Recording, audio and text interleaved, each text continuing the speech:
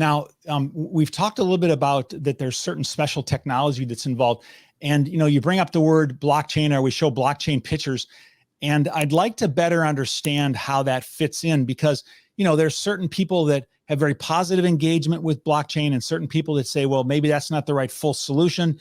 What have you done to leverage blockchain, and how does that fit into the records, themselves? Well, thank you for this question. I'm actually a bit proud to talk about this. Because of this experience with cryptocurrency, I hated blockchain. I totally hated it because, I spent a lot of time in China. I've seen some of these organizations who do the crypto mining and stuff like this, with all the energy wasted because of all this. Now, we used a totally different aspect to blockchain. We call it the green blockchain technology. That means we don't put the documents of our clients into the blockchain, but we take this bundle of documents for a particular item.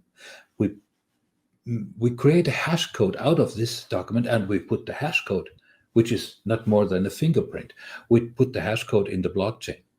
And when the documents are retrieved, the documents from the database will be compared with the hash code.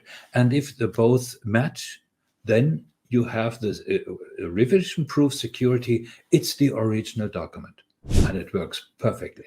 So Bill, just if I can understand what you just said, is that you basically have put together a hybrid kind of a solution which leverages the accuracy and the inability to really change or to have accurate information that comes from the blockchain, as well as the storage environment, that comes from an online environment, and put those together to have the value proposition from having controlled blockchain content or data or tags and information connected to records that are out there. Is that a correct response?